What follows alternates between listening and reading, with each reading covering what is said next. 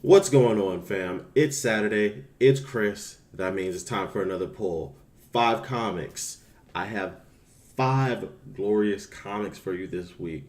Four of which are actually getting ready to come to an end. Sad times. But that means we getting some fresh comics coming in soon. I cannot wait. But without further ado, I say we jump in, get started, and let's go over the awesomeness that was the pull this week. First off, we have The Spire, number 3, written by Simon Spurrier, art by Jeff Stokely. Pure awesome within this book. It's very weird, very different, and I love it for all of it. This week we have Shah hot on the trails of the serial killer of the Spire, and she is not really getting close, but she is getting to a place that's a lot more fun for the readers because she still doesn't understand what's going on, but she is on this dude and she is not giving up, and it's getting so good.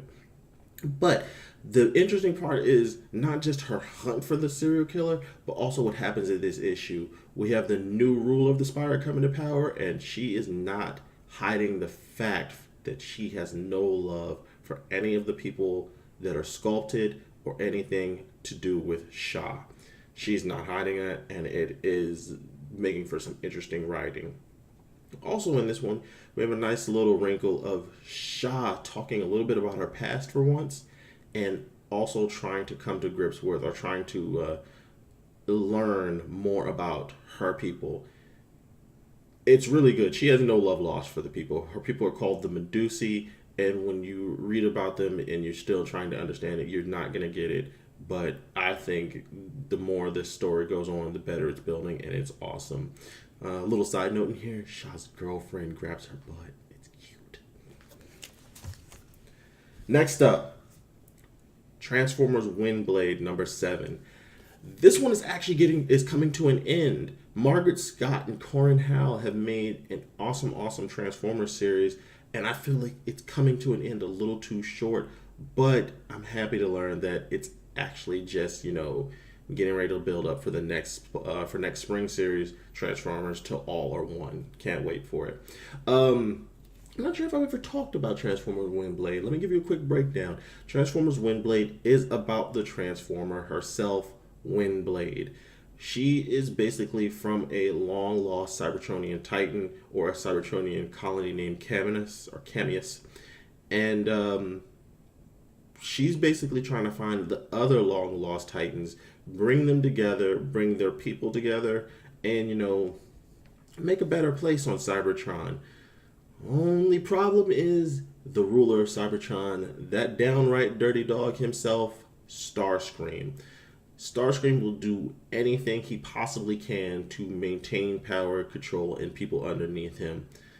And so far, it's working out well for him. Windblade is all about the Windblade learning the ropes and her failings, her foibles, all of her problems. And no matter what happens, she keeps on picking herself up and keeps on moving forward. It is an awesome book. You need to go back and read this series if you haven't. It's for some great reads, especially if you love the old school Transformers, Beast Wars, or any of the new stuff, except for those movies. We won't talk about the movies. Yeah. Anyway, Transformers Windblade number 7 is awesome. It has Windblade showing off and finally coming into her own. It leaves you with a cliffhanger as you wonder what's going to happen between now and the new book. She finds new people, she finds out her skill set, and in the end, she saves the day. Definitely check this one out if you're a fan of Transformers. I cannot gush enough about this one. Keep picking it up. Definitely pick this one up. Battle World, Inhumans, Adeline Rising number 5. This is the last book of the Inhumans Secret Wars run, and it's pretty solid. It's actually really good. I think it was actually a good book. The Inhumans versus the Rebels. What can you say about it other than I think for one of the many the many, too damn many side stories that came out of Secret Wars. I think this was actually a really good one. I'm getting into the humans, and the more that I learn about this, the more that I am really, really enjoying them. Inhumans Adeline Rising is basically Medusa versus Black Bolt, except they're not married. They don't know anything about each other than Medusa's ruling Adeline. Black Bolt is the leader of the resistance called the Voice Unheard, and Medusa is charged by God Emperor Doom in crushing them. You get a little bit of action, a lot of side story, a lot of fun moments in this. Charles Soule, John Timms, they've done amazing story and amazing art in this. And basically, of all the Secret Wars stories, I think this is one where they are trying to capitalize heavily on the Inhumans and their new rising popularity, or what Marvel is hoping to be a new rising popularity. You're getting, I think you're getting a solid side story. Still not as good as Amazing Spider-Man Renew Your Vows, but still a good story. Definitely check this one out.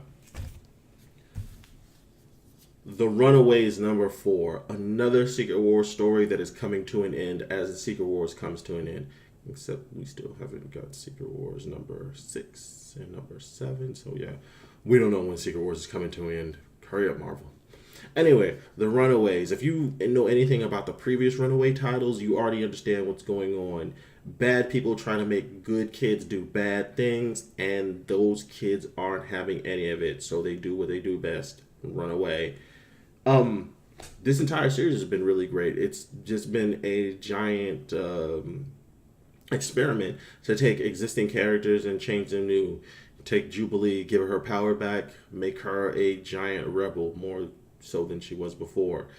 Take Cloak and Dagger and reverse their powers. Cloak no longer, has the ability to teleport. He is now Dagger. Dagger's now Cloak. She has the ability to teleport. Just whatever you want. Throw it all out there. It's actually a really good book, about teens being teens. They're always true to themselves. They're always, being teens.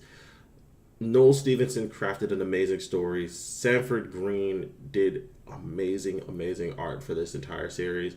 Definitely think you should check this one out if you're a fan of the Runaways or if you're a fan of any of these characters in here. Definitely give this one a read. My favorite book of the pull week, and another story that's coming to an end, Captain Marvel and the Carol Corp #4. Carol Corp. Yeah. Basically, this is a story asking a simple question in the Secret Wars. Where are the stars? Kelly Sue DeConnick and Kelly Thompson have written an awesome story for Captain Marvel and her crew. Laura Braga has made that story come to life in some amazing arts. I love the art in here, especially if you check it out. Rhodey, that's right, Jim Rhodes, War Machine is in this, except he's not in his armor. He's just himself, and it is amazing. You get the Thor core in here. You get all of that. You get an amazing story that, from everything else that happens in Secret Wars, you get this book, and I think this is another strong one right after Spider-Man Renew Your Vows. It has a little bit to do with Secret Wars, a little bit to do with the God Emperor, but basically in this one, they ask where the stars are in, Doom God Emperor, whatever his damn name is. That dude has too many names. Where in Doom's world, where are the stars? And they are determined to find out what's beyond the sky that they can see. Awesome story. In this one, you have Captain Marvel versus the Thor Corps. I said that 3 times fast. And then you also have, some interesting character development between a former pilot for Captain Marvel, and who is now part of the Thor Corps, and just some overall genuine sense of what is, what's the world. I think this is one of the better written books for the series, just for the simple fact that they didn't rely too heavily on the Secret Wars mainline formula to explain anything. Good reading, especially if you're a fan of Captain Marvel. Check this one out. Please check this one out. with that being said, it's been another poll week. It's been amazing. We're still blowing the dust off here, people. We're still getting everything up and running, and I'm having so much fun with it. I hope you are as well.